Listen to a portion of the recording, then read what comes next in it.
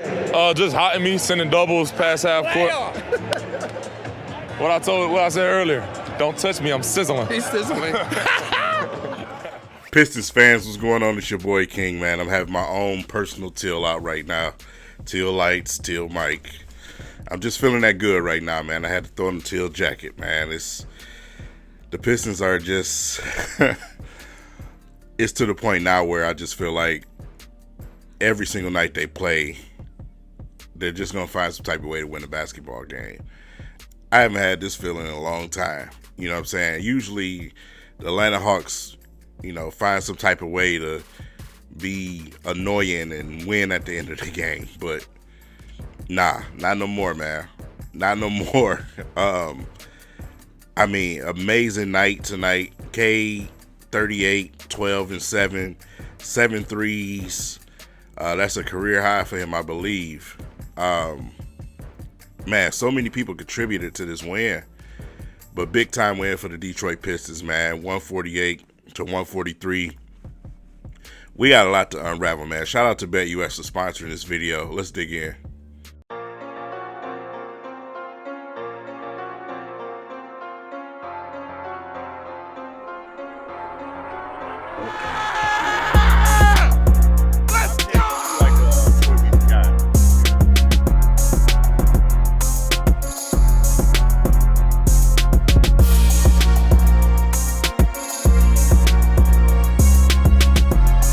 Hey, King paying for gas.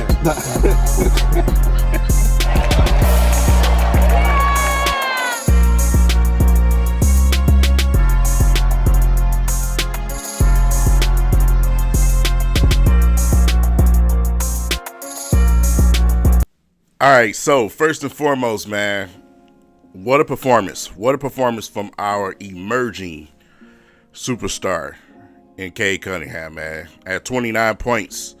He had a double-double, 29 and 10, I believe, at the half.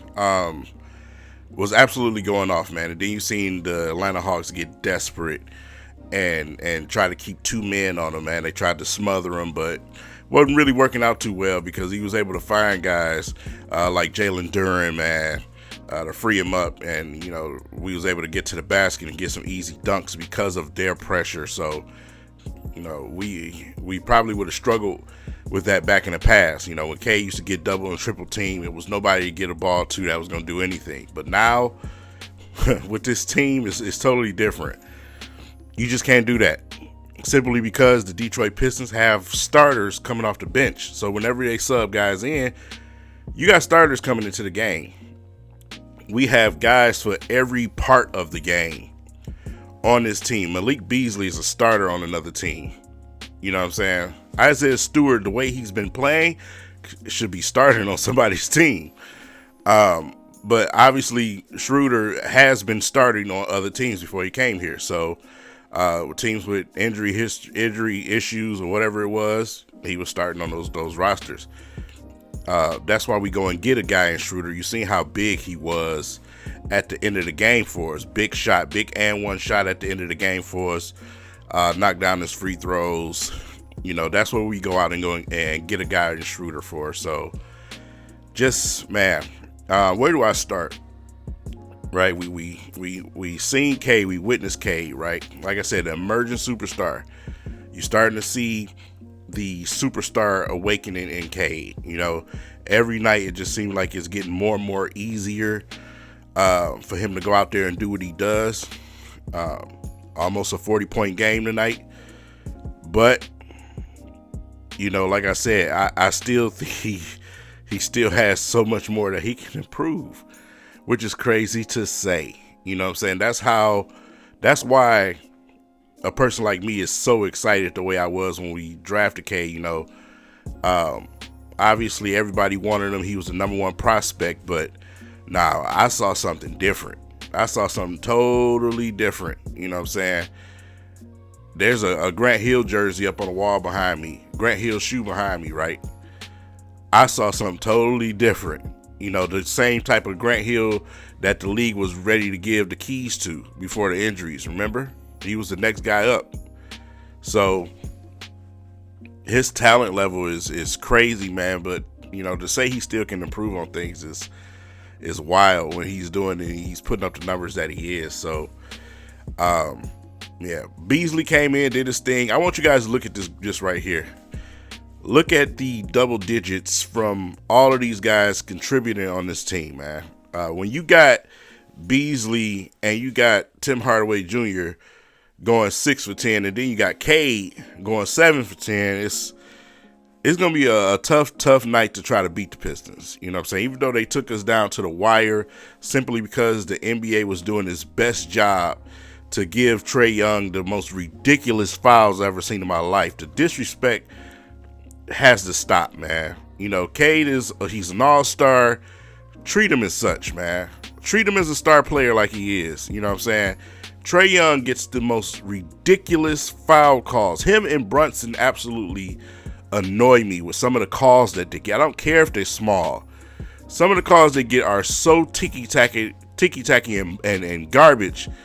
It just makes you not want to watch the game. And it's always with him. Every time we play Atlanta, that's why it's always a close game, because it's always with him, man. I cannot stand that. It drives me absolute nuts, man. But every time we play him, I make some money. Yeah, I ain't gonna lie to you. I placed those bets in with Trae Young, man, over on BetUS, and I make a little bit of money.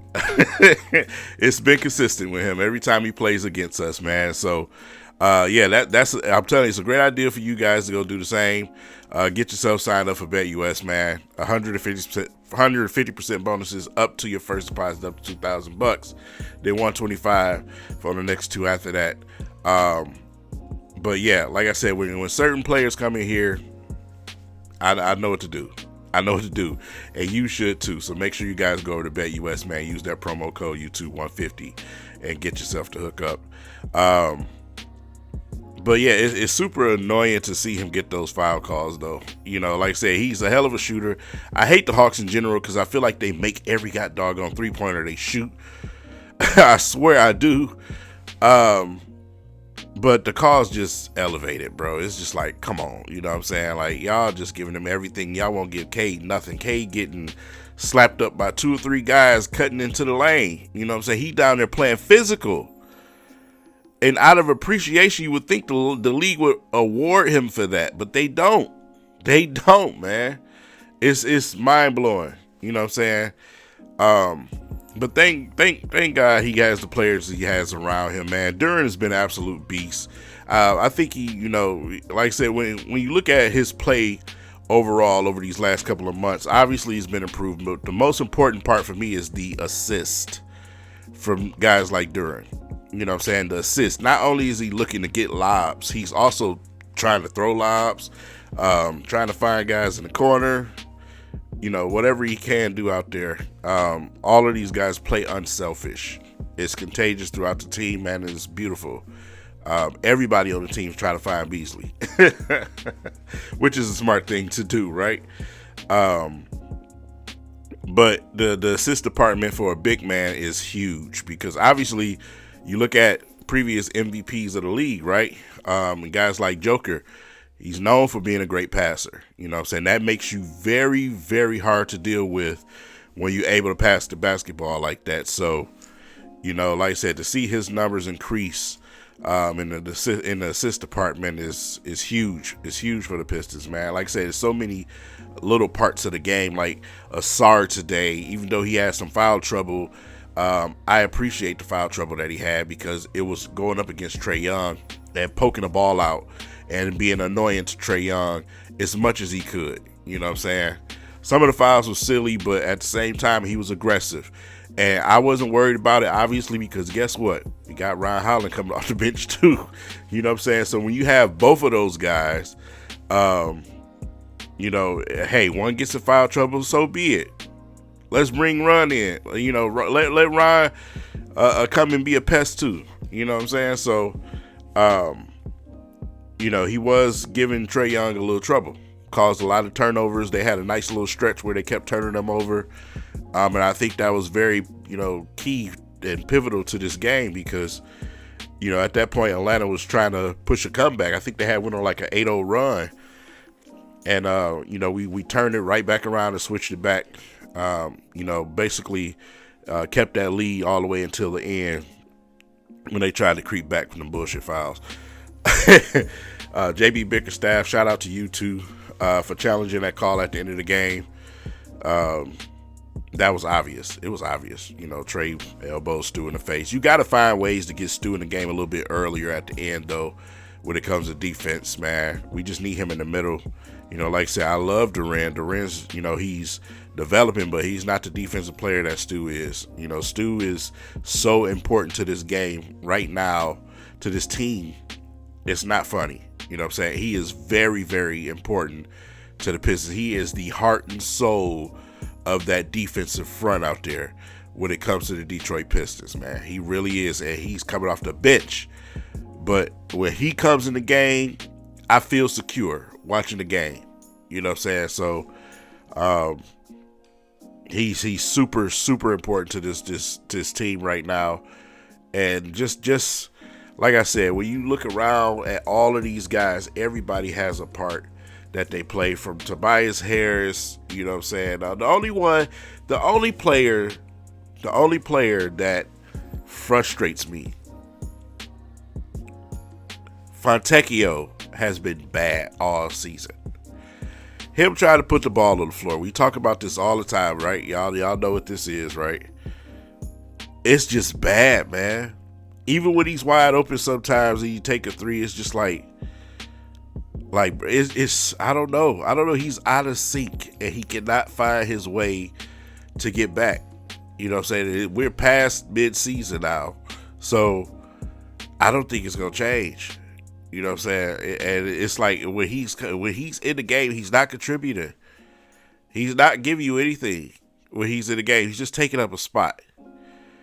You know what I'm saying? That's concerning for me. That really is concerning for me. Obviously, this is most likely going to be his last season as Piston, but it's concerning. You know, he's getting on the floor, but he's not giving you anything. So that sucks because, you know, like I said, when we was the garbage squad, Fontecchio was showing himself. But right now, we got a good roster, and we need him to help contribute to take us, you know, even more over the top. He's not doing that for us. You know, we